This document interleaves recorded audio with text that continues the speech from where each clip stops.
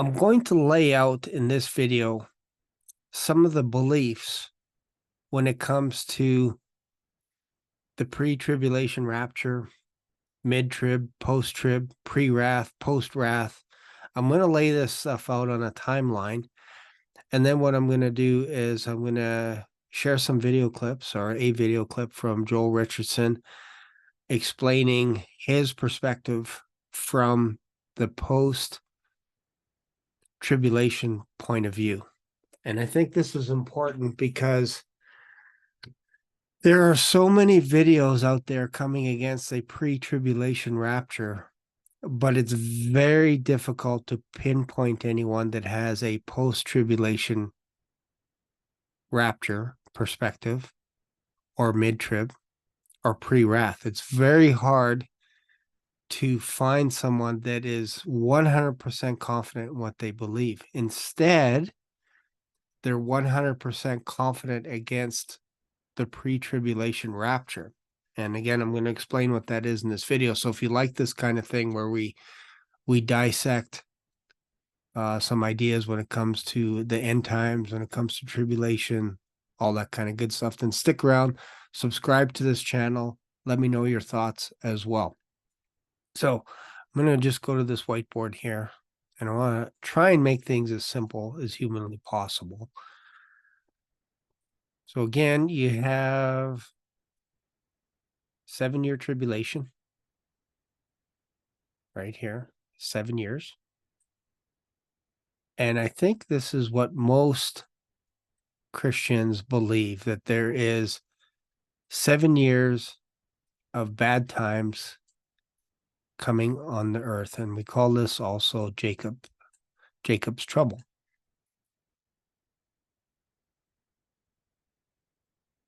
Now, where the issue pops up is you get different camps living in these areas. So, for example, for myself, I believe in a pre-tribulation rapture. Pre-trib. And I think this is the easiest one to defend right here. It's basically before the going gets tough, we're out of here. When is the we're out of here portion? That's when the Antichrist gets revealed, when the Holy Spirit unveils the Antichrist and he has his way on the earth for 7 years. And it gets progressively worse. It starts off kind of like not so bad. And then by the time it gets to here, it's really bad. So it's progressive. The reason why I say it's progressive is most people won't know that this person is the Antichrist until about halfway through, 3.5 years in. Why? Because this is where we get the abomination of desolation. This is when the Antichrist declares himself to be God and sits down in a newly built temple built for the Jews in Israel, in Jerusalem. And he betrays them halfway through a 7-year covenant with many, and declares himself to be God. And the Jews realize that they are betrayed, and then all hell breaks loose and it gets really bad. So we also have to talk about these little things that pop up. It's a little thing called 7 seals. And there's a little thing called 7 trumpets. And this is a series of trumpets. You can't have one without the other. So you have to look at these as a series. So you have 7 seals, and you can't have the 7 trumpets without opening up the 7 seals, and you can't have the 7 vials unless you have the 7 trumpets. Not 3, not 2, not 1. You have to have all 7. So once these 7 seals are open, 7 angels begin to sound their voices. And then after they're done, then 7 vials or bowls of wrath gets dished out on the earth. So when we see the first seal open, we get our first introduction to the Antichrist, someone sitting on a white horse with a bow. What's interesting is I'm also reading the book of Jeremiah right now, and the bow is almost a symbol of someone that is lying, which is interesting. And I can't remember the verse. I know it's before chapter 25 because that's where I'm at right now in Jeremiah. But basically, Jeremiah is running into a lot of trouble because Israel is not listening to him. He's saying, go quietly with Nebuchadnezzar. He's going to take you to Babylon, grow crops there, all this kind of stuff, live there for 70 years, and then the Lord's going to bring you back. And all the leaders, the elders, the priests are persecuting Jeremiah for saying, you're telling everyone that they should form an allegiance with Nebuchadnezzar and basically go with him and we'll live. If we stay here, we will die. And Jeremiah's, yeah, basically, if you don't leave, if you stay here, you're going to die. If you flee to Egypt, you're going to die. In fact, Egypt's going to get punished for you living there. So this is what Jeremiah is going through, and he lives about the same time frame as Ezekiel and then a few of his other contemporaries as well. I think Isaiah as well. Anyways, the point is, there is Jacob's trouble, and it's because of the iniquity of Israel. And God said, like, can I let this go?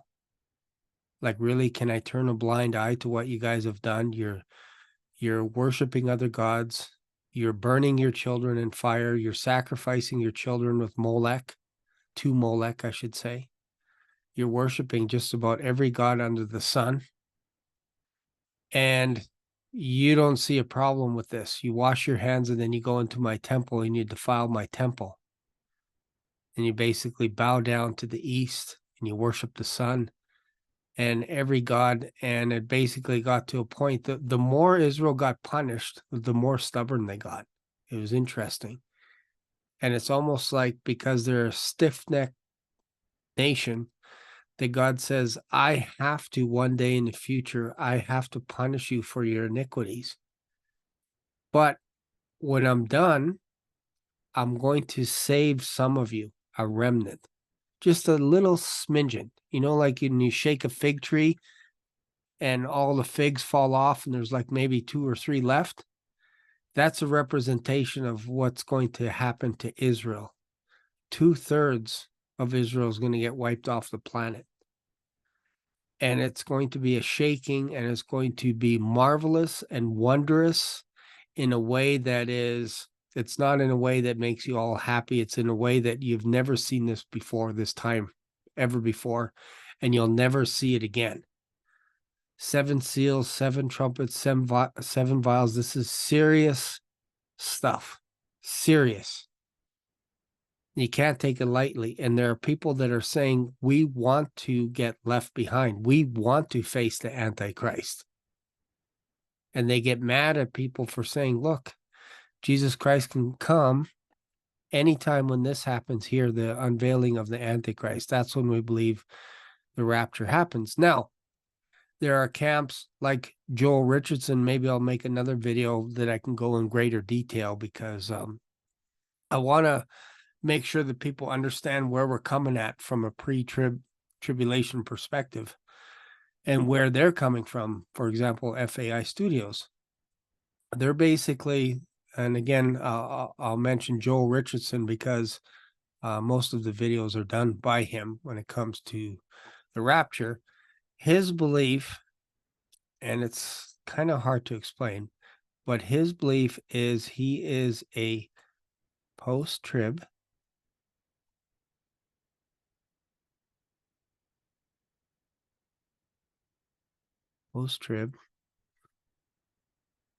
pre-wrath.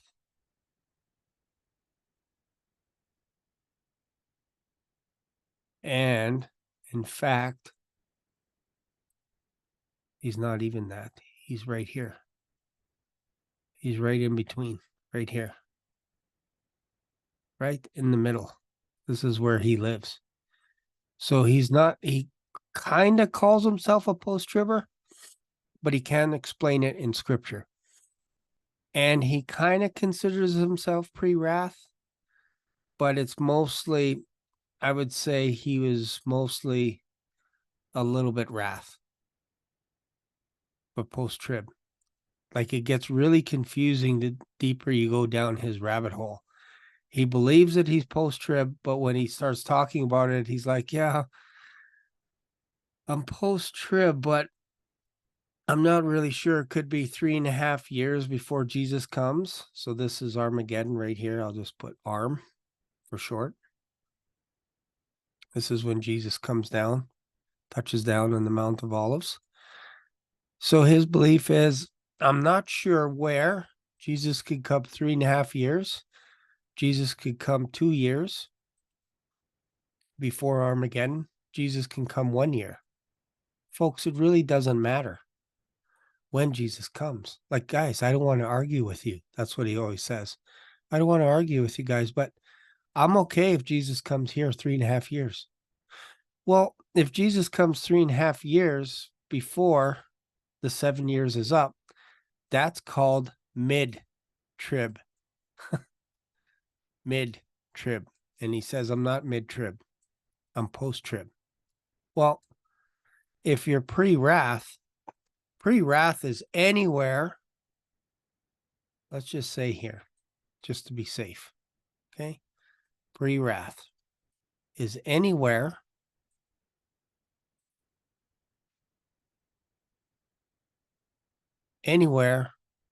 from 0 when the Antichrist is revealed to here.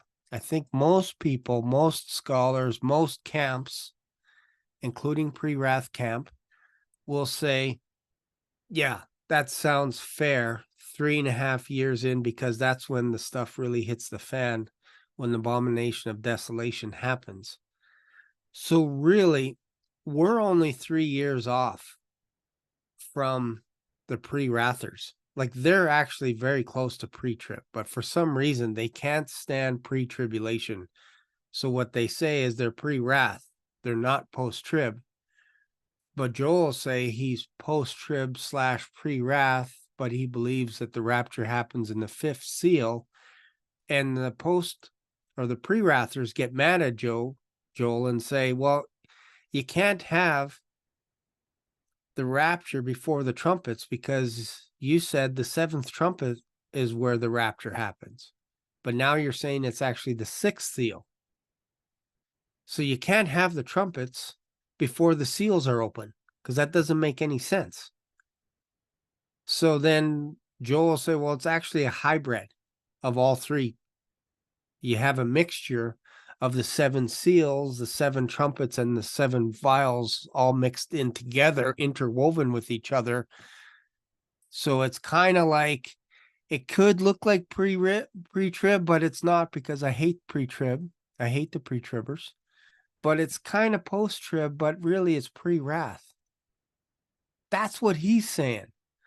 So let's just jump into his video, and then you can kind of hear it from his own words. And I know this looks all messed up now, but really, this is where you want to be, right here. Pre-trib rapture. It's so much easier. It's so much easier. All right, let's just jump in. All right, this is only 20 minutes, so we'll let it play.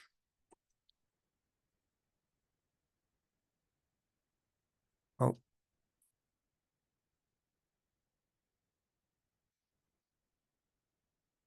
Here we go. Repeat what we did last week, except look at some of its strengths. And okay, I'm just going to back this up. This time I think I missed the audio. I think you should have the audio right now. So let me just back it up for a sec. Okay. On the rapture and the endurance of the saints. So in this session, we're going to essentially repeat what we did last week, except this time we're going to do so with regard to the post-tribulational rapture. We're going to look at some of its strengths and then look at some of its weaknesses, really its primary weakness. Now, let me just say this before we jump in. This is going to be a short session. This is by no means comprehensive. You know, we could probably work through a lot more strengths, and I'm sure a lot more weaknesses as well. But just for the sake of simplicity, I'm just going to keep it simple, like we did last week. So let's go ahead and begin with the primary strengths of the post-tribulational view of the rapture. So first of all, like really, most of the strengths boil down to some of the statements in Scripture that seem to place the resurrection, the return of Jesus, and the rapture at the very end of the last 3.5 years. Really, that's ultimately what it boils down to. And in that sense, I would say probably the first strength, actually, before I get into the things that I've got listed here, I would say probably the first strength is the simple fact that post-tribulationism is easy to understand. You know, it's very simple. You've got this final 7-year period, this final Shavua that's spoken of in Daniel 9, but in the middle of that week or that 7-year period, the Antichrist sets up the abomination of desolation. And then it's basically at the end of the second 3.5 years that Jesus returns. Okay, let's just stop there. So according to Joel, I'll just make this real quick here. Let's just erase this. Let's get rid of this so it doesn't seem so complicated. I just erase all this stuff here because I want to be able to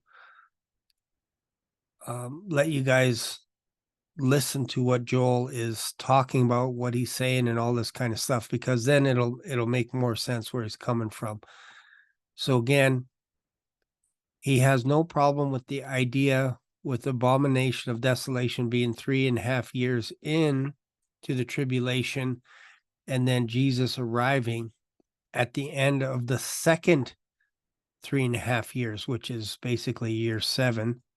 And this is where Jesus touches down in the Mount of Olives. Now, Joel doesn't believe he's coming to the Mount of Olives. He believes he's landing in Egypt, but that's another video.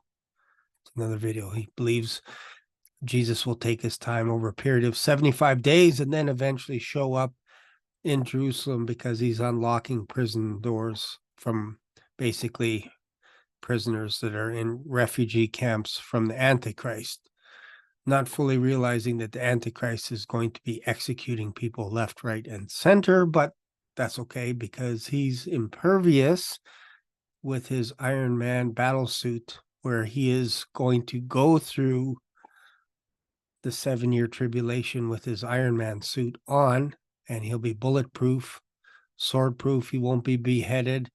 He'll be what do you call it? What's the word? Invincible when it comes to taking the mark of the beast, all this kind of stuff. Now, he never said that he's impervious to the mark of the beast, but he did say he's going to have a superhuman body, a body that cannot die during the wrath of God. That's in one of my previous videos. I shared that. So I'm not so far off by saying that's what he believes.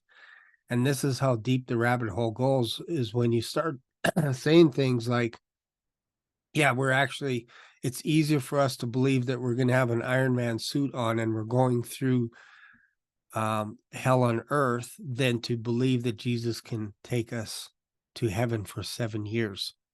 It's easier for us to believe that we're just going to be watching people die around us and we're going to be impervious to death. So let's go back to, because this is where Joel's struggle is right here. Basically, the 3.5 years all the way to when Jesus returns. This is where Joel believes right here. This is where he believes the rapture is. So he's not really a post-trib. Post-trib is right here after the 7 years. So this is where Joel is struggling here, because the further he goes this way, the more he goes to our camp, and he does not want to be in our camp. So let's go back to this video here. Let's go back to Joel. saves the saints, the rapture, the resurrection. It all happens concurrently. It all happens together. Okay, so it's a relatively simple story when you just sort of look at it from 30,000 feet. Now, once you get into all of the details, you get your hands dirty, you go, what about this passage? What about this? What about this argument? That's where things always become more difficult. Okay, but overall, the simplicity of the timeline is actually one of its greatest strengths. You know, as they say, brevity is the soul of wit, or, you know, Occam's razor, like the simplest explanation to something is not only often the correct answer, but it's often most convincing. Okay. Remember this, because in 15 minutes, it's going to be very confusing very fast. He said the post-tribulation rapture belief is the simplest. I disagree. I think the easiest is to believe that we are going to be out of here before all the crap hits the fan, before the 7-year tribulation, either on the day the tribulation starts, or just the day before, or just the day after. In that range, when the Antichrist gets revealed, we're out of here. Joel does not believe that, and you're going to see how complicated the post-tribulation rapture gets real fast. And I find that in terms of persuasion, it's the simplicity of this that is quite persuasive. Now, conversely, with the pre-wrath rapture, it's the simplicity and the very straightforward nature of the cosmic signs and the sixth seal. That tends to be the most convincing. But again, once your hands get dirty, you start getting into all the problems, that's when things become a little bit more difficult. Okay, so let's go ahead with the first strength, or the second strength now that we've sort of listed the first one. The Antichrist will be given authority specifically to persecute the saints for 3.5 years. Now, we addressed this in a previous session, but in Daniel 7, verse 25, it says of the Antichrist, he will speak out against the Most High, and he will wear down the saints of the Highest One. And he will intend to make alterations in times and in law, and they will be given into his hand for a time, times, and half a time. So it says that the saints of the Highest One will be given into his hand for 3.5 years, time, times, and half a time. So if this is talking about Christians, then it says that we will be given into the hand of the Antichrist for 3.5 years. Now, the argument against this is to say, well, that here the saints of the Most High, this is not Christians, this is Israel. So now you start getting into sort of like dispensationalism. Well, that's the church, that's Israel, not the church, this type of thing. But if we consistently work through the usage of the term saints, I think very legitimate arguments can be made that it's both. It's both Israel and the church. In fact, it calls them the saints of the Most High. Similarly, I guess the third strength of the post-tribulational view is the very simple fact that repeatedly, multiple times, I didn't list them all here, but I want to say it's like 6 or 7 times. It's quite a few times. It might be 5, but I think it's like 6 or 7. Jesus refers to the resurrection, and again, the rapture happens at the resurrection. They're one and the same. The resurrection is of the dead. The rapture is simply the term used for those who remain and are alive at that time. They're transformed. They are caught up in the air to meet the resurrected saints and Jesus as they come back, as they descend from heaven, but repeatedly. Okay, so Joel believes that when the rapture happens, it happens at the same time as the Lord's second coming. So Jesus Christ is coming from heaven with the angels and some mystery people, because according to Joel, the rapture is happening at the same time as when Jesus is coming down to earth. But there's mystery people, there's saints in heaven right now that he's not able to wrestle through just yet. But for the sake of argument for him, we'll call these people Mystery X. There's people living in heaven, but we don't want to say they're from earth, because that throws off his whole idea of the rapture being when Jesus is coming down to earth. So instead, what he believes is the dead are raised, and just before they get to Jesus, those of us that are alive catch up to those that are dead, that are now raised from the dead, and we meet Jesus and we escort him back to earth. So Joel said earlier that he doesn't have a problem that the resurrection or the rapture could happen 3.5 years before the post-tribulation, before Jesus Christ touches down, which would mean, and he said this in other videos, that we would be in heaven for 3.5 years. That's mid-trib.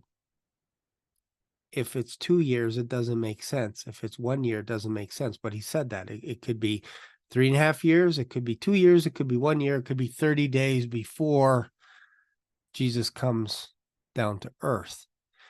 So if it's before Jesus touches down on earth, you have a rapture over here now, but he's not able to explain that. Who are these people that are living in heaven?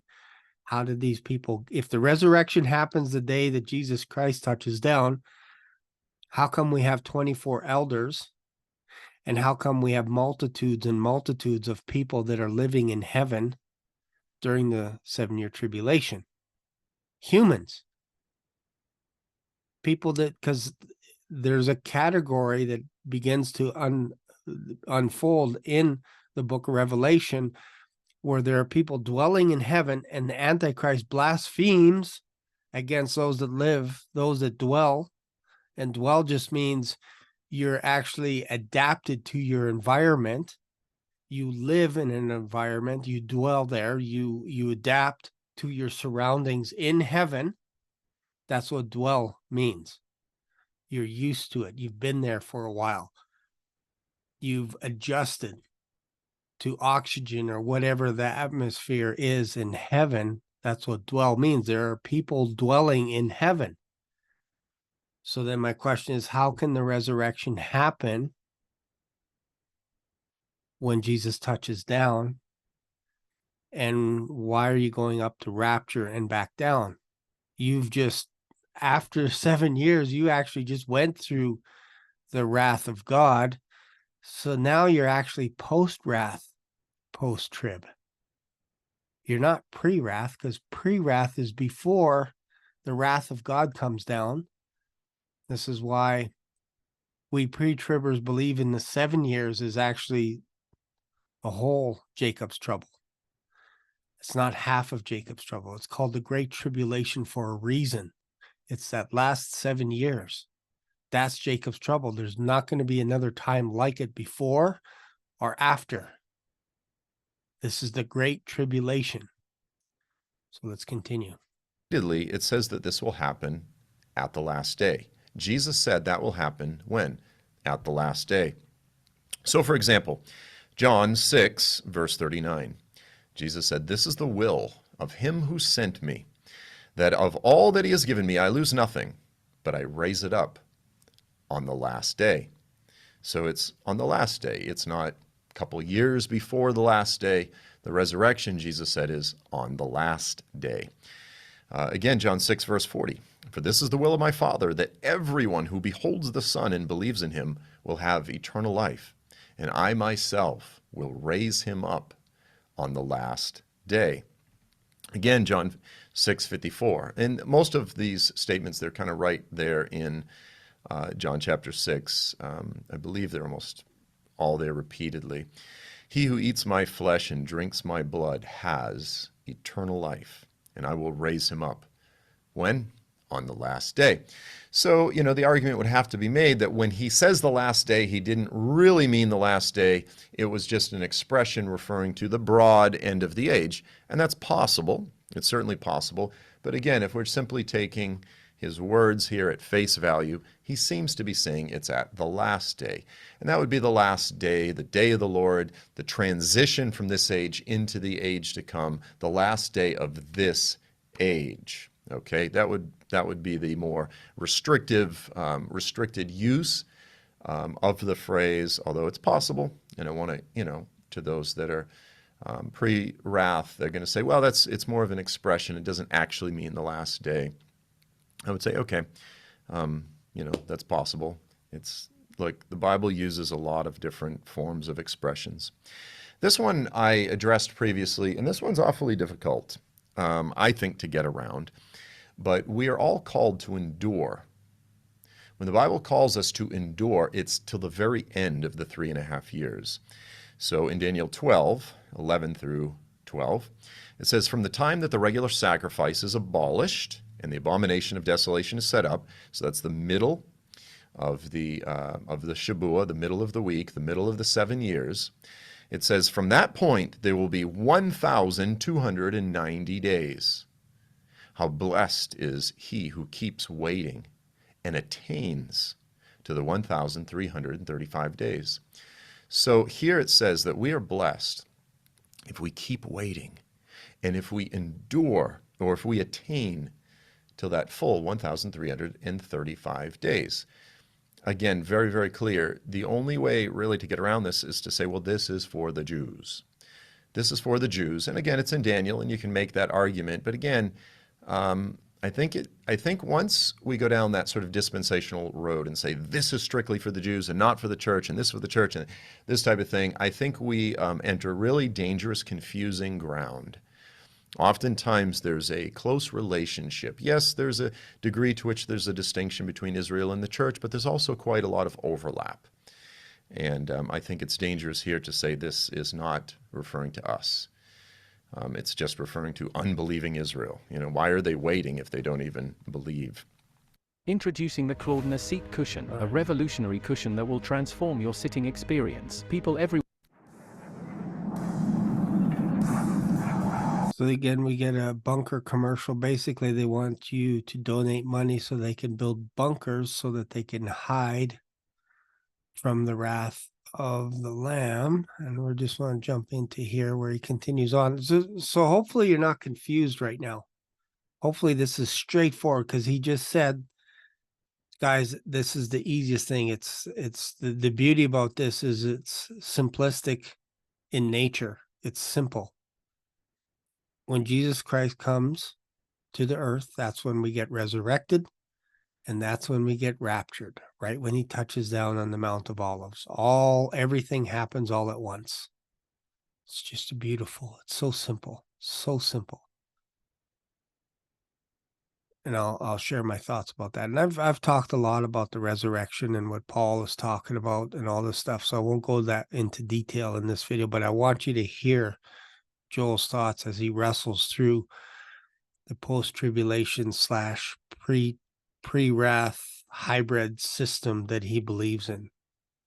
The post-tribulational rapture also places the rapture, and we've talked about this, at the last trumpet. Okay, Paul the Apostle repeatedly, consistently says that the rapture will happen at the last trump, the last trumpet, the last shofar.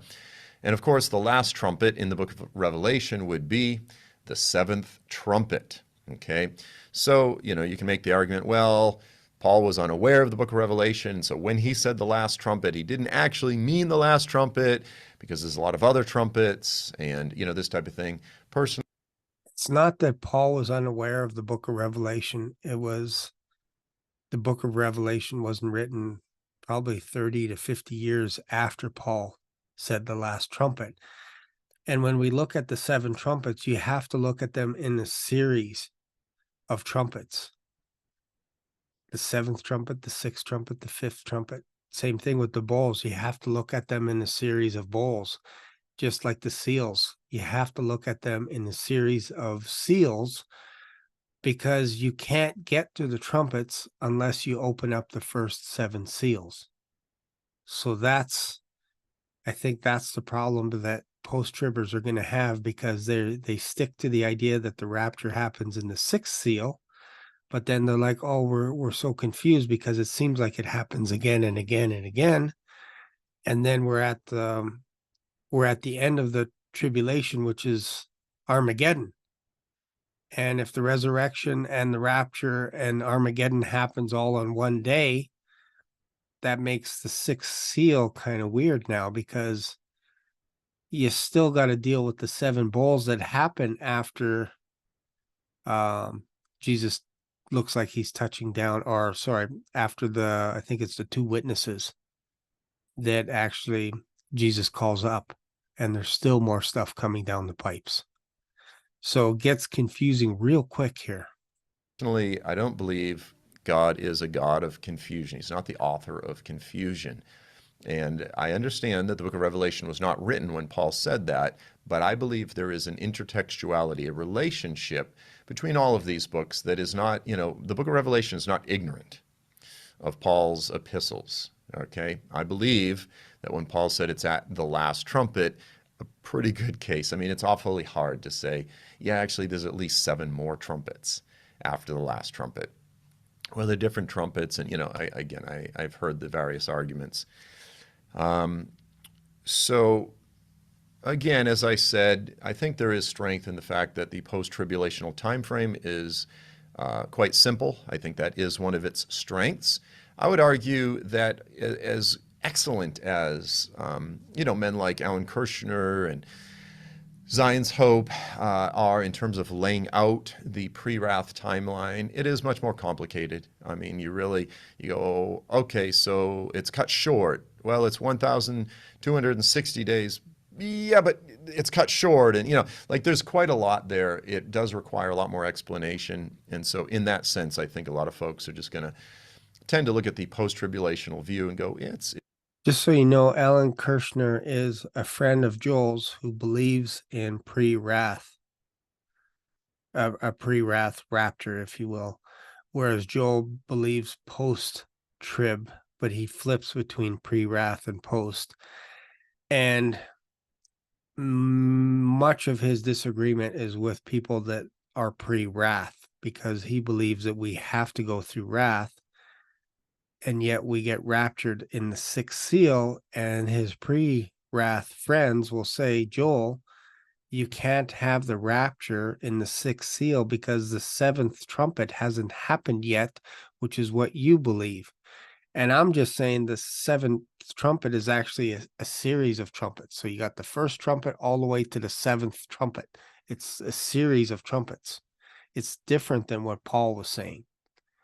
Paul is saying the last trumpet, which is Jesus Christ, is his authority calling us up to heaven. That's all Paul was talking about. And remember, it was written 30 to 50 years before the book of Revelation. And when John is seeing this, he's seeing 7 angels that pick up these 7 trumpets. He's seeing 7 seals. Then he's seeing 7 trumpets. And then he's seeing these 7 angels pick up 7 vials. So it's a series, one after another. 7 seals, 7 trumpets, 7 bowls. So you have to look at it in that context. You can't separate and say this is just the last trumpet and that's it, because there's still bowls to come.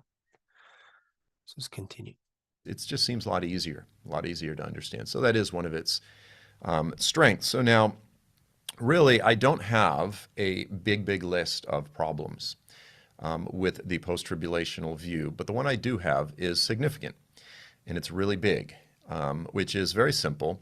The 6th seal, okay, now this is not only a weakness of the post-tribulational view, it's also a strength of the pre-wrath view, which is that at the 6th seal, you clearly have the cosmic signs. The sun goes dark, the moon turns blood, this type of thing, which elsewhere, for example, in Matthew 24, we clearly see that that is the definitive marker, saying that it's after the tribulation, and that is the catching up of the saints.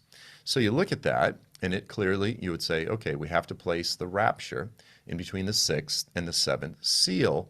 The problem is, a natural reading of the text seems to have the trumpets and the bowls following consecutively and after the seals, right? So if that's the case, then you go, okay, the pre-wrath view is, you've got the rapture at the 6th seal, but then you've got all of the trumpets and the bowls.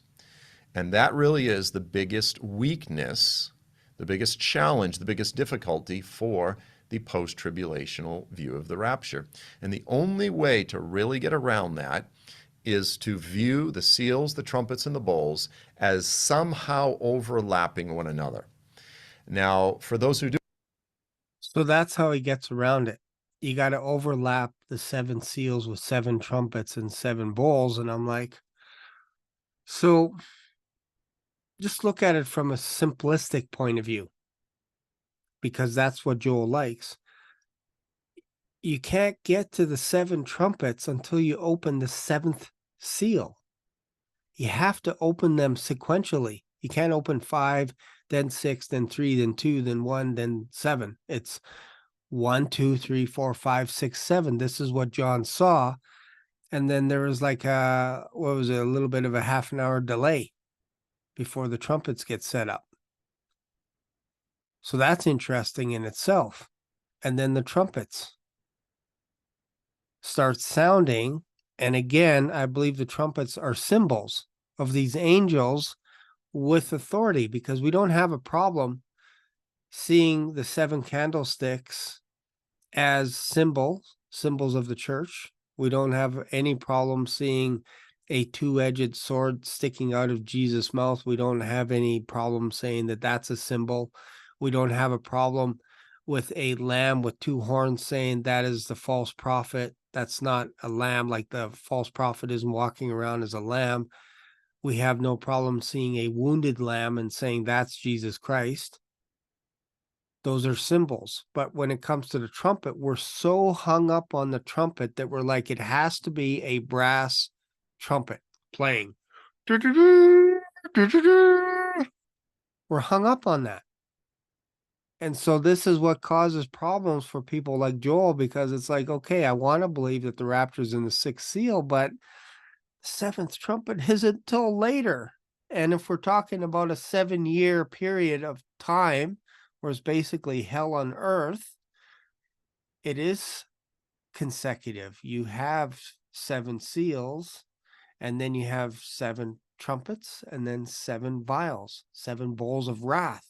And it looks like it gets progressively worse. The Antichrist showing up, that's not the worst thing yet. The worst thing happens at the end, because Jesus Christ said if he doesn't come back, if he doesn't come in time, there will be nobody left on the planet. He'll come back to a world that is extinct, wiped out. So that tells you that it's progressively worse, because look around us. It's not bad right now. We're not facing the wrath of God right now, no matter what these people say. They're like, oh yeah, the wrath of God is being poured out on us right now. No, it isn't. It's not. We're under the grace. We're under the mercy of God the Father. We're allowed to worship him right now. We have total freedom to read. Not every country can do what we do in the West, but I'm just saying that right now, we're not under 75-pound hailstones.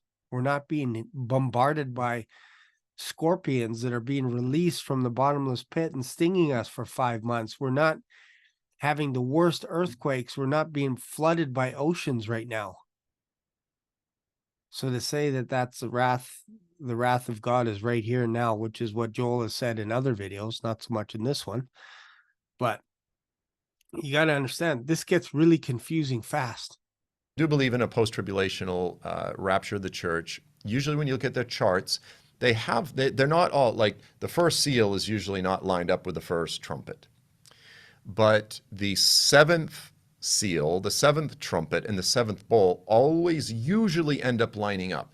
You know, they're arranged differently in different people's schemas, but usually, most often, you have the 7th of each of the judgment series all kind of concluding. Now, again, I have to acknowledge that this is a problem. I'm going to quote here. This is from Alan Kirshner, who, again, I'll have him on probably in a couple weeks here once I finish everything up, because I'm going to do at least one more session, probably 2 after this, and then we'll have Alan on, and I'll see if there's possibly another post-tribber that might want to also come on, just to round it up. Now, again, I want to be very clear. As I've said multiple times, I don't think that these things are worth arguing about. I really don't. I don't think that arguing between pre-wrathers and post-tribbers, it's okay to discuss these things, but not like passionately, like it's a huge pastoral difference. Again, pastorally speaking, from a practical perspective, we want the church to be prepared and ready to face the Antichrist. If we have I think that's the biggest thing right there is he wants us to face the Antichrist. And he says it's not a big deal to argue about this. Like, it's not a big deal, guys. If he comes 3.5 years before he touches down on the Mount of Olives to take us up to heaven, and then we come down, it's not a big deal. So he's throwing all this stuff down, and then he backs off passively and says, guys, it's not worth arguing about it. But yet he's created like 60 videos with at least 60 hours of content slamming pre-tribbers. So when you start saying, oh, guys, like we can all get along and stuff, well, then why are you coming at a pre-tribber? Why are you saying that this is wickedness? Because he's called me a liar, saying don't talk about that false doctrine about pre-tribbers and stop comforting people with your words. But isn't that what Paul is doing in Thessalonians? He's saying, I want to comfort you. Be comforted. Don't mourn like those that have lost their loved ones. Like, you're going to see your loved ones again one day. Why? Because when they die, they go straight to heaven. Those that believe in Jesus Christ. That's comforting. And when we believe in a pre-tribulation rapture, I don't know what is more comforting to know that you don't have to go through hell on earth dodging 75-pound hailstones when you're interacting with people that are saying, hide us from the wrath of the Lamb. That's not a normal response. If you love Jesus Christ, you're not saying hide us, and you're not wanting to go hide in bunkers to save yourself from his wrath. That's a weird thing. It's a weird thing to blaspheme those that dwell in heaven. That's not a normal thing that Christians do. So the idea that you're going to go through the wrath of God is kind of weird. It's kind of weird. And he does talk about that. I'm just not sure if it's in this video. But for sure, the last video that I reviewed, he does talk about going through it, being invincible, that you will not die as you go through the wrath of God, even though in Revelation it talks about people being beheaded for refusing the mark of the beast, but that's not Joel. So anyways. All right, so let's continue. have to endure for 3.5 years or 2 years and 9 months or 3 years, like we're not sure. That is not something to get in, sort of big arguments over. I firmly believe that post-tribbers and pre-wrathers, we really should unite in trying to prepare the church to be ready to face the Antichrist in the Great Tribulation. We agree that the pre-tribulational rapture of the church is destructive and dangerous. Hey, he just said it. Like, he's saying that the pre-wrathers and post-tribbers should unite. And the pre-wrathers are like, we're out of here before it gets bad. The pre-tribbers are saying we're out of here before the Antichrist gets unleashed on the earth. And the pre-wrathers are basically saying we're out of here as soon as the abomination of desolation happens, which is 3.5 years in. And Joel is like, I'm okay with 3.5 years before Jesus touches down on the Mount of Olives, or if it's 2 years or 1 year before. But I think it's so destructive believing in a pre-tribulation rapture. Those people are evil. And it's weird because really we're only 3.5 years off. So I would be comfortable talking with a pre-wrather saying, yeah, we're kind of on the same page because we don't believe that we're going to experience any of the wrath of God. You guys are in agreement with that. You're just thinking that it's probably 3.5 years before Jesus comes back to earth. Whereas Joel is like anywhere from 3.5 to after the post-tribulation rapture, after Jesus touches down on the Mount of Olives. So he's more confused. And he's like, we got to unite. Us pre-wrathers and post-tribbers got to unite against the pre-tribbers because that's destructive. How is it destructive? We're looking at a 3.5 year difference. If we're wrong and we're like, okay, Jesus isn't coming, the Antichrist is being revealed, 3.5 years later, we're raptured.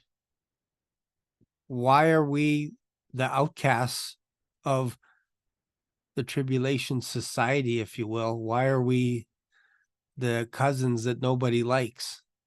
And yet, pre-wrath is at the 3.5 year mark. Post-trib is at the end of 7 years.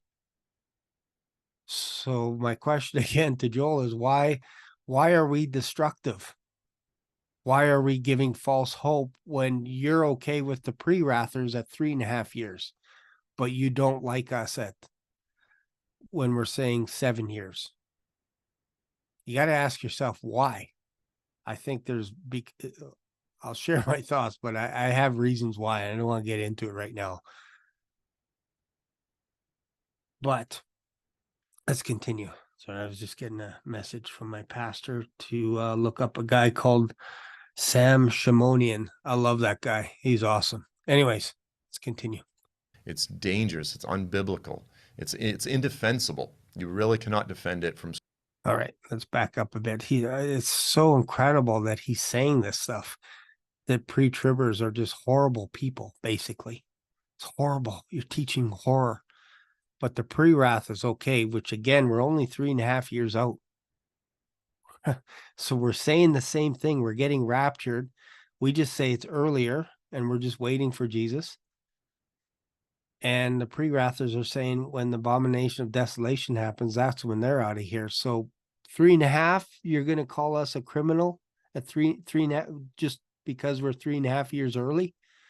We still believe in a rapture. You believe in a rapture, but yours is weird because it's at the post-tribulation. It's when you go up and down. Pre-wrathers don't even believe that. So let's continue. Face the Antichrist in the Great Tribulation. We agree that the pre-tribulational rapture of the church is destructive and dangerous. It's dangerous. It's unbiblical. It's indefensible. You really cannot defend it from Scripture. Under the light of scrutiny, it falls apart really, really quickly. So easy to defend. We will be caught up in the air when we hear the voice of Christ calling us up, calling his bride, calling his church, calling his body up, and we will be caught up into the air so that we can be forever with him. Jesus said to his disciples, I'm going away, and in my Father's house are many mansions. If it weren't so, I would tell you, but I'm preparing a room for you. What is that? Those are dwelling places, new bodies for us. And he's coming back so that when he calls us up, we will translate into those new bodies. We will ditch these ones and get new heavenly bodies. Why? Because he's the second Adam. I can go on about that, but I want to stick with this guy because it's so easy. Pre-trib is so easy to defend. Post-trib is very difficult to defend it because you got to ask yourself, okay, I just been slaughtered for 7 years and Jesus is touching down on the Mount of Olives and now Armageddon begins. When do I get a rest? Like I don't even know what's going on here. Like, okay, can I at least go wash and clean all his blood off of me? Like it's weird to have the quickest little rapture. It's like, why bother? Just wait 30 seconds and Jesus touching down on the Mount of Olives, and then we can all be together. So what he's saying doesn't really make sense, but he is against pre-tribbers for some reason. It's in his crawl. He's just like, I can't stand these people. Apart from all the little popular cliches and different things like that. But here's a quote from Alan Kirshner. He says, the trumpets, all caps, cannot begin until the seventh seal is opened, according to Revelation 8, verses 1 through 4. And I agree with him. So this is his buddy saying that he can't have the trumpets until the seventh seal is open, Joel. And this is his friend. And his friend is saying exclamation marks, all caps, because he's a pre-wrath. You can't have the trumpets until the seventh seal is open. And Joel's like, yeah, I agree, but sometimes this guy gets a little emotional. What does he know? That's how he treats everybody. And when you read it, the language certainly seems to indicate that. No post-tribber has ever been able to explain this passage in any meaningful fashion. Now, let me just say, my friend Alan, he can often word things very almost polemically, like very strong, and he's very passionate about defending the pre-wrath view, and that's okay. I'm the same way. When I'm behind something, I can be very forceful sometimes. I don't think I am at the time, but then when people go back and they go, yeah, look at that, I'm like, yeah, okay, I was pretty passionate. How would I explain it? I'll probably actually get into this a little bit more in the next sessions, but essentially it's to answer this is to simply say this is the book of Revelation. The book of Revelation, and I've said this a million times, it is a really hard book. Okay, so at the beginning of the video, you said it's very easy. And now, because you can't defend your post-tribulation belief, you now convert over to saying, guys, the book of Revelation is so hard to understand. Like there's symbols and everything, guys. Like you got to read it a whole bunch of times. Okay, but Joel, you just said it was easy. Now you're saying it's hard. And I'm saying it's hard to believe what you're believing. And I read the Bible a lot. And what you're presenting is very difficult to grasp. Very difficult to grasp. Pre-tribulation is so easy to grasp. Jesus is getting us before Jacob's trouble. That's it. All you have to do is believe that he's the Son of God and you're in. That's it. It's that easy. For him, it's like, I don't know if it's 3.5 years, 2 years, 30 days.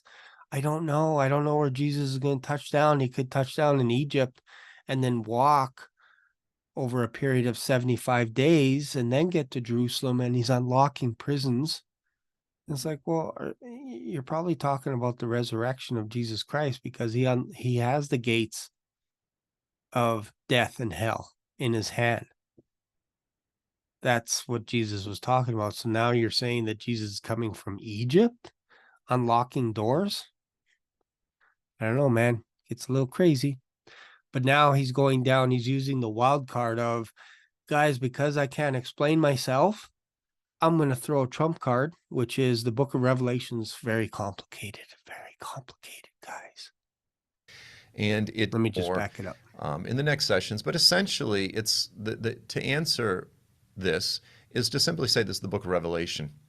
The book of Revelation, and I've said this a million times, it is a really hard book. And it gives us these pictures and these snapshots of things to communicate things that are very important.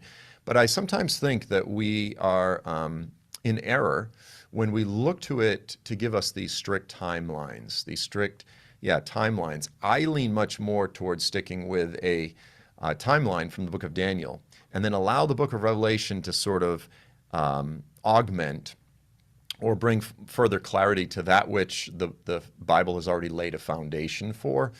But the book of Revelation, in teaching through it, it's got a lot of difficult passages. Even, Revelation 19, the return of Jesus there, that's a very difficult passage, because a lot of people look at it and they think it's like as if John's having an actual vision of the return of Jesus. But the reality is it's more of like it's like an icon. It's filled with symbolism, a sword coming out of his. So now John isn't having an actual vision of seeing future events. It's just all icons. So he's going to go into Jesus having a double-edged tongue and all this kind of stuff. And it's like, yes, but why don't you use symbolism when it comes to a trumpet, or vials, or seals, or lambs, or candlesticks, or beasts, or eyes?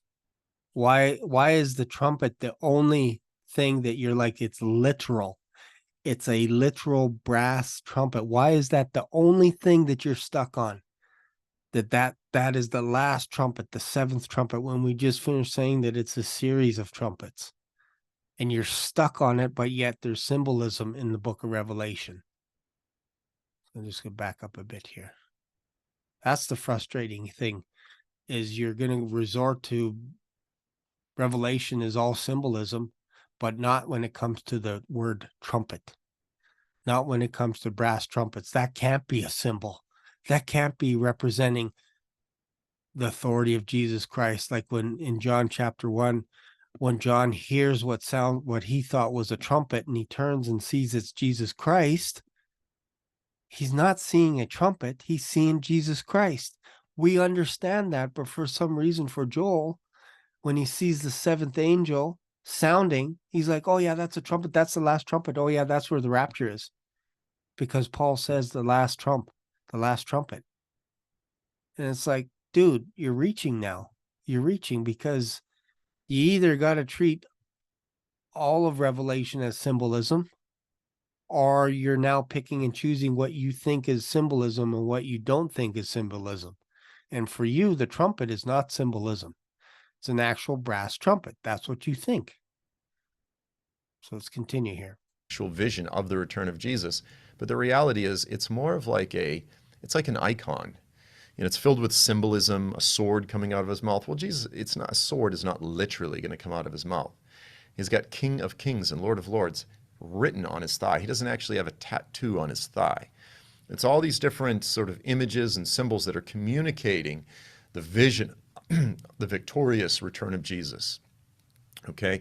Likewise, in the book of Revelation, when it comes to the seals, the trumpets, and the bowls, it kind of lays something out, but it's very apocalyptic. It's very symbolic, and we need to be very careful. And exactly, very symbolic.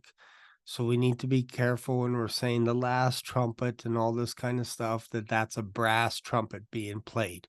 That's all I'm saying. It's a symbol. It's a symbol of the authority that Jesus Christ is putting on the angels, the seven angels, the ones that have the seven bowls, probably the same angels that have the seven trumpets. And the seventh angel that has the seventh trumpet also has the seventh vial, and it is also the angel that is speaking to John at the beginning of the book of Revelation and also at the end of the book of Revelation.